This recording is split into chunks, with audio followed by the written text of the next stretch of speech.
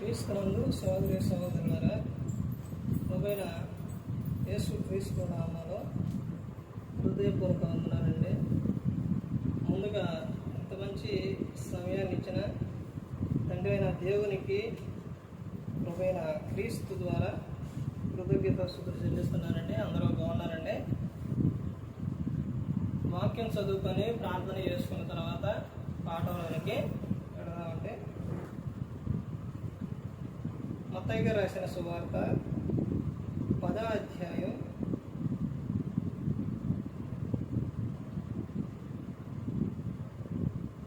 5వ వచనం. యేసు ఆ 12 మందిని పంపుచు వారిని చూసి వారికి ఆజ్ఞాపించినది ఏమనగా, మీరు అన్ని జనుల దారిలోనికి వెళ్ళకుడి, సమరయుల ఏ పట్టణములనైనను ప్రవేశింపకుడి, కానీ ఇశ్రాయేలు వంశంలోని నశించిన గొర్రెల యొద్దకే వెళ్ళుడి.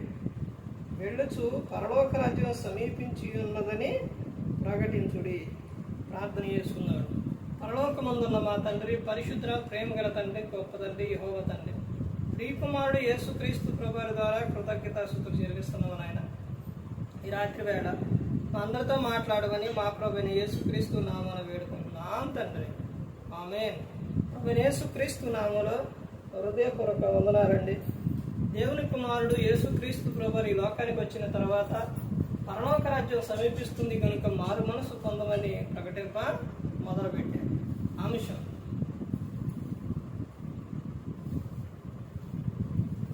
దైవాత్మిక ఆత్మను, దైవికమైన ఆత్మను కలిగిన సేవకుడు ఎలా ఉంటాడో తెలుసా?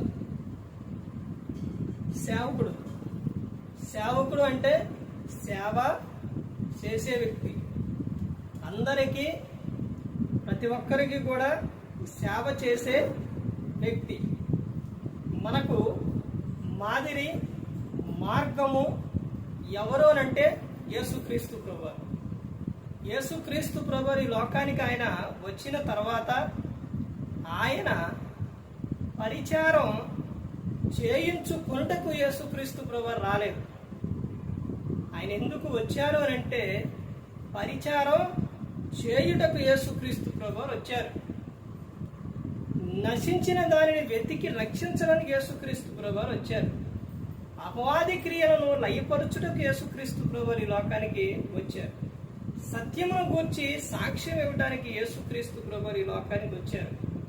ప్రతి ఒక్కరిని రక్షించడానికి, వారి పాపముల నుండి రక్షించడానికి యేసుక్రీస్తు ప్రభువారు ఈ లోకానికి వచ్చారు. యేసుక్రీస్తు ప్రభువారు ఆయన తగ్గించుకున్నారు.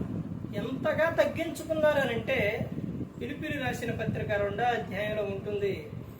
దేవునితో సమానమును భాగమును ఆయన ఎంచుకొనక తన్ను తాను ఆయన తగ్గించుకున్నారు. ఆయనతో సమానం, దేవునితో ఎంత ఆయన ఎవరో యేసుక్రీస్తు ప్రభువు దేవుని కుమారుడు. సర్వాధికారం ఉన్న ఆయన సృష్టికర్త కుమారుడు. ప్రతి ఒక్కరిని రక్షించేది ఆయనే, శిక్షించేది ఆయనే. అంత అధికారం ఉన్న ఆయన యేసుక్రీస్తు ప్రభువారు. అలాంటి ఆయనే ఎంతో తగ్గించుకున్నారు. ఈ రోజున తగ్గించుకుంటే అందులో ఉన్న గొప్పదనమే వేరండి. తను తాను తగ్గించుకున్నవాడు హెచ్చింపబడును, హెచ్చించుకున్నవాడు తగ్గింపబడును అని చెప్తున్నారు. యేసుక్రీస్తు ప్రభువారే మనందరికీ మాదిరి. ఆయన 12 మందిని శిష్యులను పంపుచు ఆయన చెబుతున్న విషయాలు అద్భుతమైన విషయాలు. ఇదిగో మీరు వెళుతూ మీరు ఎక్కడికి వెళ్ళాలో, ఎక్కడికి వెళ్ళకూడదో, ఎలాంటి ప్రమాదం ఉంటుందన్నదే మత్తయి గారు రాసిన సువార్త 10వ అధ్యాయం 5వ వచనం నుంచి అక్కడ యేసుక్రీస్తు ప్రభువారు చెప్తున్నారు. ఇదిగో మీరు వెళుతూ పరలోక రాజ్యం ఏమయ్యున్నదని చెప్తున్నారు. రాజ్యం సమీపించి ఉన్నదని ప్రకటించుడి అని చెబుతున్నారు. ప్రకటించాలి. ఒక సేవకుడు ఏం చేయాలి అంటే సువార్తను ప్రకటించాలి. అపోస్తలుడు వారు బాప్తిస్మాలు తీసుకున్న తర్వాత వాళ్ళందరూ కూడా మారిన తర్వాత వాళ్ళందరూ కూడా అపోస్తల కార్యాలు 2వ అధ్యాయంలో ఉంటుంది 38వ వచనం నుంచి. అక్కడ నుంచి వాళ్ళు చేసిన విధానం ఏంటంటే, వారు ఇంట వాళ్ళు ఏం చేశారు? బోధించారు. రొట్టె విరిచారు.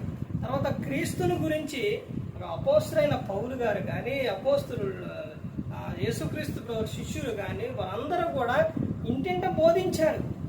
ఈ రోజున ప్రతి ఒక్కరికి వాక్యం ఇంటింట వెళుతుంది, ప్రతి ఒక్కరికి వెళుతుంది. యూట్యూబ్లో పెట్టినప్పుడు ఫోను ఎక్కడైతే ఉంటుందో టచ్ ఫోను ప్రతి ఇంట్లో ఉంటుంది. ప్రతి ఇంట్లో ఫోను ఒకళ్ళకే ఉంటుందా? ఒకళ్ళకే కాదు, ఆ ఇంటిలో ఎంతమంది కలిగి ఉంటారో వాళ్ళందరికీ ఫోన్ అనేది ఎక్కువగా ఉంటుంది. ఆ ఫోనులోని యూట్యూబ్ ఆన్ చేసి మీరు ఆ వాక్యాన్ని, దేవుని వాక్యాన్ని ఆన్ చేస్తే దేవుని వాక్యం మీకు వినబడుతుంది. ప్రతి ఒక్క ఇంటిలో కూడా ఫోన్ ఉంది. ఆ ఫోన్లోని యూట్యూబ్ ఆన్ చేసి మీరు దేవుని వాక్యాన్ని పెడితే మీ కుటుంబం చాలా అద్భుతంగా ఉంటుంది. ఈ రోజున ప్రతి ఒక్క గృహానికి ఆ సువార్త అనేది వెళుతుంది. ఇదిగో నాయన, మీరు వెళ్ళే అవకాశం ఇప్పుడున్న ఒకవేళ లేకపోతే ఇదిగో నాయన, ఈ ఫోన్ ద్వారా, యూట్యూబ్ ద్వారా, ఈ టెక్నాలజీ ద్వారా మీరు ప్రతి ఒక్కరికి వాక్యాన్ని ఏం చేయాలి? పంపించాలి. అలాగే ఎన్నెన్నో ప్రదేశాలు ఎంత దూరమైనా కానీ వాక్యం వెళుతుంది. అసలైన సేవకుడు ఎలా ఉంటారు అని అంటే ఆయన తగ్గించుకునే మనసు కలిగి ఉంటాడు, ప్రేమ కలిగిన మనసు కలిగి ఉంటాడు. ఒకళ్ళు బాధలో ఉండాలంటే వారి కోసం ప్రార్థన చేస్తారు, ఓదార్చే మాటలు చెబుతారు. ఇంకా క్రీస్తు లక్షణాలు అతనిలో కనపడతాయి. ఆ విధంగా ఉంటాడు. ప్రతి ఒక్కరిని కూడా ఏం చేయాలి అని ఆ సేవకుడు కోరుకుంటాడనంటే ప్రతి ఒక్కరూ మారాలి, ప్రతి ఒక్కరూ మారు మనసు పొందాలి, ప్రతి ఒక్కరూ రక్షింపబడాలి. అపోస్తలుడైన పౌలు గారు ఆయన సువార్త చెప్పిన తర్వాత ఒక వ్యక్తిని సంపూర్ణిగా చేయాలి అంటే చెప్పేసి ఇక బాప్తిస్మం ఇచ్చేసి ఇక నువ్వు మారిపోయి ఇక నీ పని, ఇక నువ్వు వెళ్ళిపో, ఇక నీ ఇష్టం అని ఆయన చెప్పి ఆయన కాదు, ప్రతి ఒక్కరిని కూడా సంపూర్ణంగా చేయాలి. ప్రతి ఒక్కరూ కూడా ఎలా ఉండాలంటే క్రీస్తు ఎదుట నిలబడ్డప్పుడు ఆయనలాగా ఆయన స్వరూపం కనపడాలి. ఆ విధంగా చేయాలని ఒక సేవకుడు చాలా తపన పడతారు. సువార్తని ప్రకటిస్తారు, సువార్తని చెప్పాలి, క్రీస్తుని గురించి చెప్పాలి, ప్రతి ఒక్కరూ కూడా తెలుసుకోవాలి అని ఆయన ప్రతి ఒక్క విషయంలో ఆలోచన కలిగి ఉంటాడు. అదే విధంగా చేస్తారు. ఫోన్ ద్వారా, వాట్సాప్ ద్వారా, యూట్యూబ్ ద్వారా, ఫేస్బుక్ ద్వారా, ఇంకెన్నైతే ఉన్నాయో వాటన్నిటి ద్వారా వాక్యాన్ని పంపించాలి. ఒకరైనా విని మారాలి, మారు మనసు పొందాలని అసలైన సేవకుడు కోరుకుంటాడు. ఏ ఒక్కరూ కూడా ఆ నరకానికి వెళ్ళిపోకూడదు, అక్కడ అగ్ని ఆరదో, పురుగు చావదో, అది భయంకరంగా ఉంటుంది, అందులోనికి ఎవరు కూడా వెళ్ళకూడదు, ప్రతి ఒక్కరిని రక్షించాలని అసలైన సేవకుడు అనుకుంటారు. కొంతమంది సేవకులు నేను విమర్శించట్లేదండి, కొంతమంది వ్యక్తులను పట్టించుకోరు, విశ్వాసులని పట్టించుకోరు. వాళ్ళు ఎలా ఉంటారనంటే ఇక నేను దేవునితోనే ఉన్నాను కదా, ఇక దేవుడేనని అనుకుంటారు. నువ్వు దేవునితో ఉన్నావు మంచిది, కానీ ఇక్కడ చెప్తున్న విషయం లూకా గారు రాసిన సువార్త 2వ అధ్యాయం 52వ వచనంలో యేసు జ్ఞానవంతును, వయస్సునందును, దేవుని దయందును, మనుషుల దయందును వర్ధిల్లుచుండేది. అంటే దేవుని దయ ఉండాలి, మనుషుల దయ కూడా ఉండాలి. నువ్వు దేవునితో ఎలాగైతే కలిగి ఉన్నావో మనుషులను కూడా అదే విధంగా నువ్వు పట్టించుకోవాలి. అదే విధంగా మనుషుల దయ కూడా నీకు కావాలి.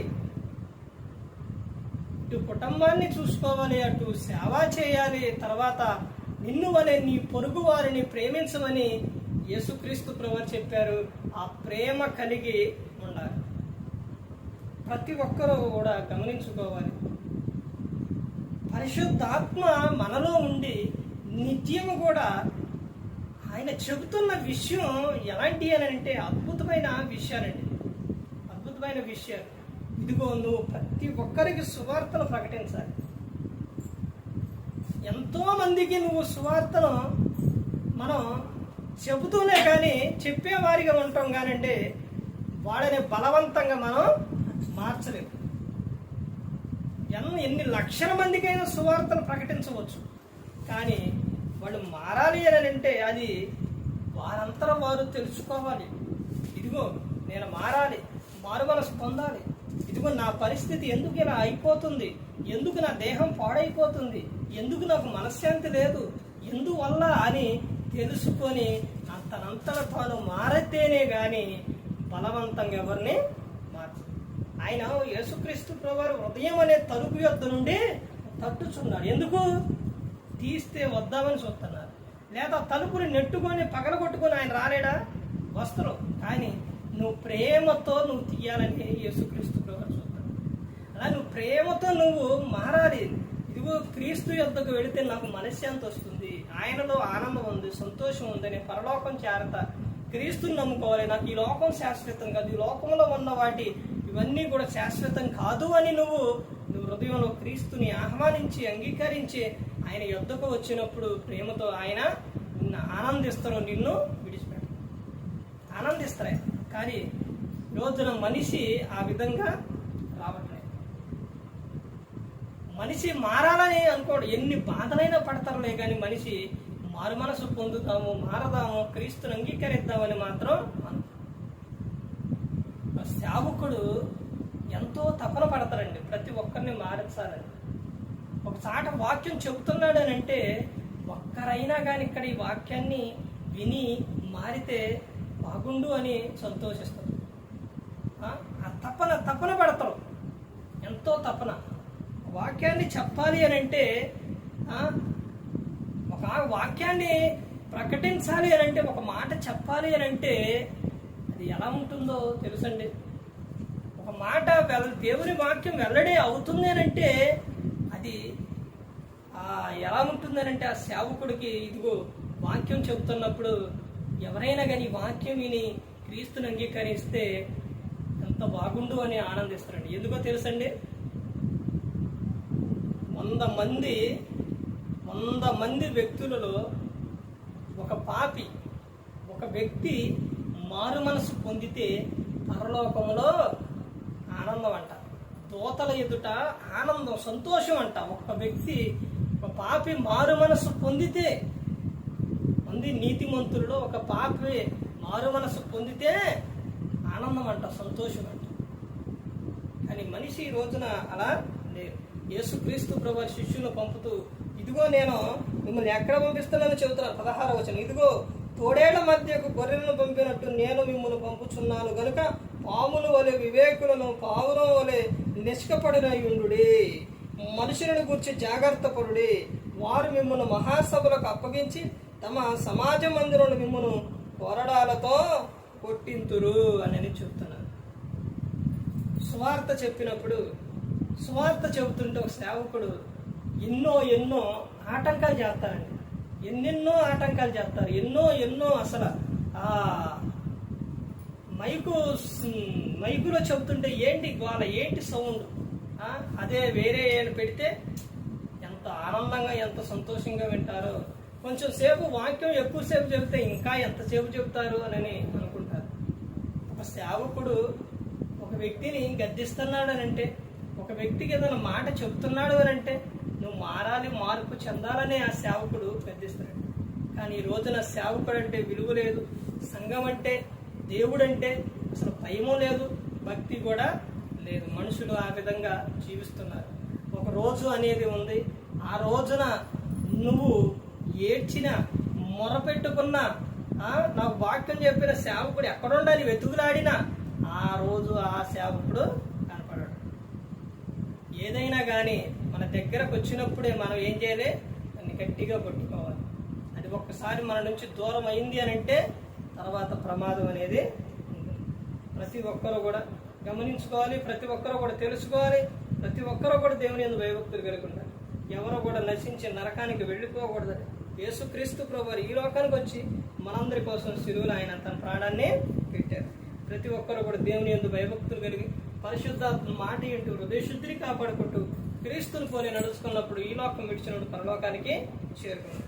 మరి ఈ విధంగా నిలబెట్టి మాట్లాడించిన తండ్రి దేవునికి కృతజ్ఞతాస్తుతులు చెల్లిస్తూ ఇంతవరకు శ్రద్ధగా ఉన్న మీకు ప్రభు పేట నా హృదయపూర్వకంగా చెల్లిస్తూ ఈ మాట ముగిస్తున్నాను. అందరికీ